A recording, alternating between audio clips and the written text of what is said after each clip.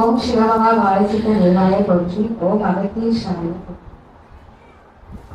நான் வந்து பிரம்மகுப்த தவம் பண்ணும்போது ஒரு காட்சி வந்துச்சு. இதுல இந்த வாழைச்சித்தர யானம் சொல்லிட்டு இருக்கும்போது ஒரு நாகத்தோட பார்வை என் மேல் இருந்துட்டே இருந்தது.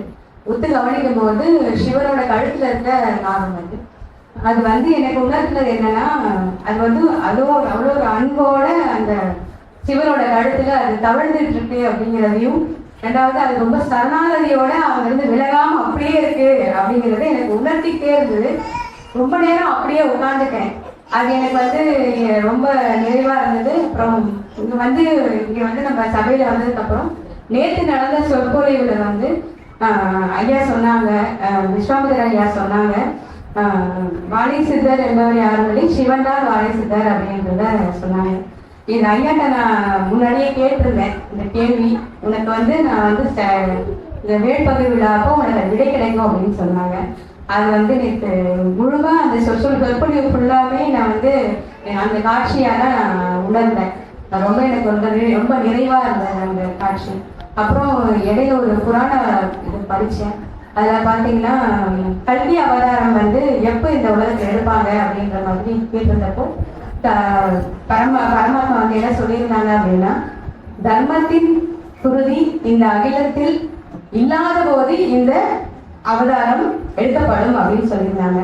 அந்த நிலையை மாற்றி நீங்க வந்து இங்க இருக்கக்கூடிய அகிலத்தில் இருக்கக்கூடிய அனைவருடைய குருதியுமே தர்மத்தின் குருதியா மாற்றணுன்ற நிலையோட இருக்கீங்க அப்படின்னு நினைக்கும் போது எனக்கு என்னால அன்னைக்கு ஃபுல்லாவே நான் அதை நெட்டு நீளாம தான் இருந்தேன். நான் ரொம்ப எனக்கு வந்து ரொம்ப ஒரு இந்த வாழ்க்கையில் கிடைச்ச ஒரு ரொம்ப இதுவாக நினைக்கிறேன் நான்.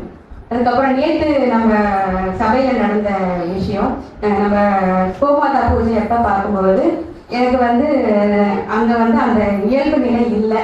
நான் வந்து கைலாயத்தில் இருந்த மாதிரி எனக்கு ரொம்ப நிறைவாக இருந்தது. கண்ணை முழுனாலே எனக்கு வந்து பூதகலங்களும் அவங்களும் தான் தெரிஞ்சாங்க. எனக்கு வந்து இயல்பு நிலையில நான் இல்லைங்க. அது கிட்ட சொல்றது ரொம்ப நன்றி. உயர் சபையினுடைய தலை கிளை சபை அச்சபையிலிருந்து நற்சீடனாக மாரியப்பன் மலர் தம்பதியர் அற்புதமாக வேறு பகிர்வு விழாக்களில் வந்தமர்ந்து கலந்து தன் மலரையர்களோடு ஏற்றமுறை தன் தாயோடும் கலந்திருந்து உயர் சபையில் நடைபெற்ற அற்புதமான நிகழ்வுகள் யாவிலும் யாவரும் இல்லை எங்கோ மிதந்து பறந்து கைலாயத்திலே வளம் வந்து கொண்டிருந்தோம் என்கின்ற அற்புதமான நிகழ்வுதான் இங்கு நடந்தேற்றிய பெருவிழாவினுடைய உச்சகட்ட வெற்றி என்ற அகத்தியம் உரைக்கின்றது.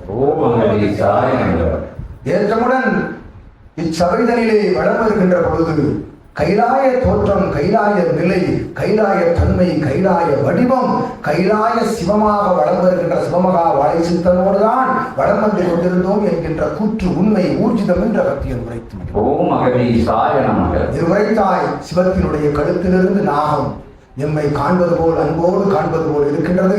அது அன்பாக இருக்கின்றபடியால்தான் அது சிவத்தின் கழுத்தை சுற்றி சுற்றி வருகின்றது என்று உரைத்தாய். உண்மை.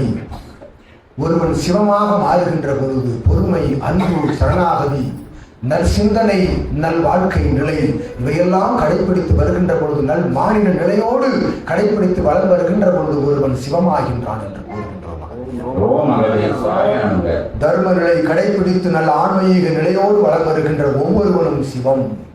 அவ்வாறு வளம் வருகின்ற சிவத்தை தான் சிவம் எவ்வாறு கழுத்தில் கொடிய விஷம் கொண்ட நாகத்தை தாங்கி இருக்கின்றானோ அதுபோல் கொடிய விஷம் கொண்ட மானிடர்களும் இவன் காலடி, இவன் கழுத்தை, இவன் சரீரத்தை சுற்றி வருவார்கள் பயமின்றி என்று உரைக்கின்றோம்.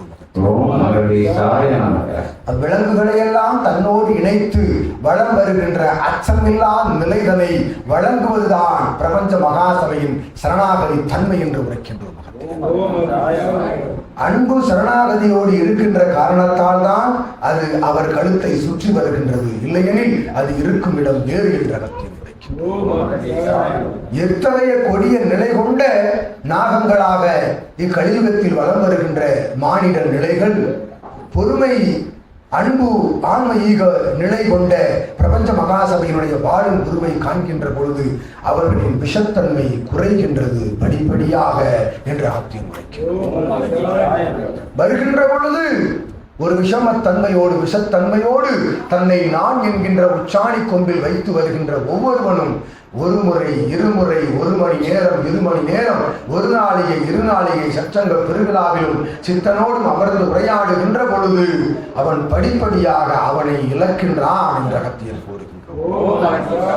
அவனை இழக்கின்ற பொழுது அவனுக்குள் இருந்து எழுகின்ற உண்மையான உள்ளுக்குள் இருந்து எழுகின்ற சிவ ஆற்றல் அவனை பண்படுத்துகின்ற பொழுது அவன் விஷத்தன்மை மாறுபட்டு தோற்றத்தில் இத்தகைய விஷமத்தன்மை கொண்டவனாக காட்சியளித்த பொழுதும் உள்ளுக்குள் சிவம் குடியிருந்து சரணாகதியோடு சபையை வலம் வருவார்கள் ஒவ்வொருவரும் சித்தர்களாக என்ற அகத்தியர் அந்நிலையை நீர் கண்டாய், நீர் கூறியதும் உண்மை என்று உரைத்து சிவம்தான் சிவமகா வாழை சித்தன் என்று யாம் உரைத்தோமே சற்று முன் அது ஊர்ஜிதப்படுத்திய காட்சியாக விஸ்வாமித்திரன் கூறிய கூற்றும் உண்மை என்ற அகத்தியம் உரைத்து அற்புதமாக ஆற்றுகின்ற பணி தான் ஆற்றுகின்ற சிவப்பணி உமது இல்லான் ஆற்றுகின்ற அற்புதமான தகைய பணியும் ஒன்றாக இருலோக பணிகளோடு இணைந்த சிவப்பணி ஆற்றி மலரையர் தாங்கள் யாவரும் நல் அருள்வாழ்வு பெற்று வளர அகத்திய நல்லாசி வழங்கினார்.